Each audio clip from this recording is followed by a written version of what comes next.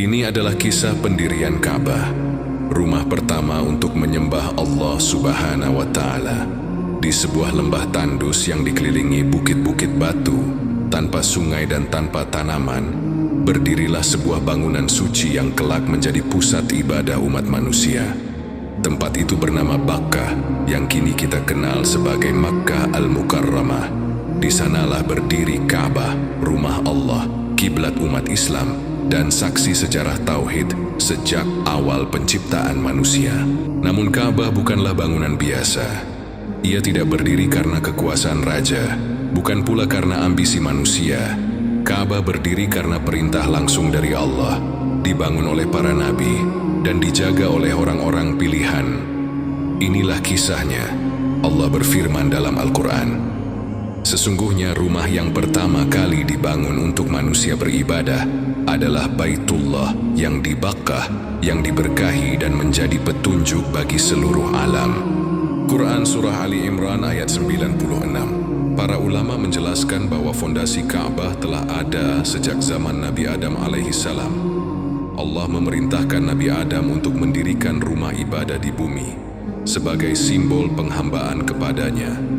Konon, Ka'bah berada tepat di bawah Baitul Ma'mur, rumah ibadah malaikat di langit ketujuh.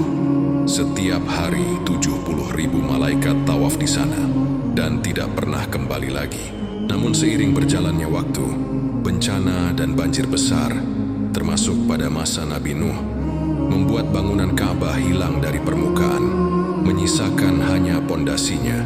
Dan berabad-abad kemudian, Allah memilih dua hambanya untuk mendirikan kembali Ka'bah.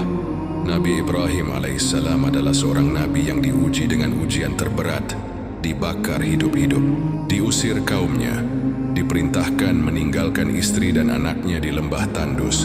Allah memerintahkan Nabi Ibrahim membawa istrinya Hajar dan putranya Ismail ke sebuah lembah yang tak berpenghuni. Ketika Hajar bertanya, "Wahai Ibrahim, apakah ini perintah Allah?" Nabi Ibrahim menjawab, "Iya." Hajar pun berkata dengan penuh iman, "Jika demikian, Allah tidak akan menelantarkan kami." Dari situlah kisah air Zam-Zam, sa'i antara Syafa dan Marwah, dan kehidupan di Makkah bermula. Setelah Nabi Ismail tumbuh dewasa, Allah menurunkan perintah yang agung. "Dan ingatlah ketika kami menunjukkan kepada Ibrahim tempat Baitullah." Quran Surah Al-Hajj ayat 26. Allah menunjukkan langsung lokasi Ka'bah kepada Nabi Ibrahim. Fondasi lama yang tertimbun tanah pun diperlihatkan kembali. Maka Nabi Ibrahim dan putranya, Nabi Ismail, mulai membangun rumah Allah. Mereka membangun Ka'bah tanpa alat modern, tanpa arsitek, tanpa pasukan. Hanya dengan ketaatan, keikhlasan, dan doa, Nabi Ismail mengangkat batu-batu, sementara Nabi Ibrahim menyusun dinding. Ketika bangunan semakin tinggi, Nabi Ibrahim berdiri di atas sebuah batu, yang kini dikenal sebagai Maqam Ibrahim. Bekas telapak kakinya masih terlihat hingga hari ini. Sambil membangun, mereka berdoa, "Wahai Tuhan kami, terimalah dari kami. Sesungguhnya Engkaulah yang maha mendengar lagi maha mengetahui."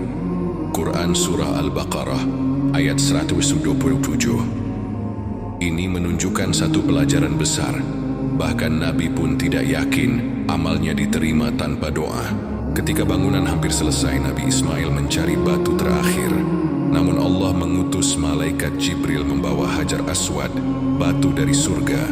Rasulullah Shallallahu Alaihi Wasallam bersabda, "Hajar Aswad turun dari surga, warnanya lebih putih dari susu. Namun dosa-dosa manusia membuatnya menghitam." Batu itu diletakkan di sudut Ka'bah sebagai tanda awal tawaf. Setelah Ka'bah berdiri, Allah memerintahkan Nabi Ibrahim, "Dan serulah manusia untuk berhaji." Quran Surah Al-Hajj ayat 27. Nabi Ibrahim bertanya, "Bagaimana suaraku bisa sampai kepada manusia?" Allah menjawab, "Tugasmu menyeru, kami yang akan menyampaikannya." Maka Nabi Ibrahim menyeru dari atas bukit, "Wahai manusia, penuhilah panggilan Tuhanmu." Dan sejak saat itu hingga hari ini, Jutaan manusia dari seluruh penjuru dunia datang memenuhi panggilan tersebut. Seiring waktu, keturunan Nabi Ismail menjaga Ka'bah. Namun datang masa di mana manusia kembali menyimpang. Berhala-berhala diletakkan di sekitar Ka'bah, hingga jumlahnya mencapai 360 berhala.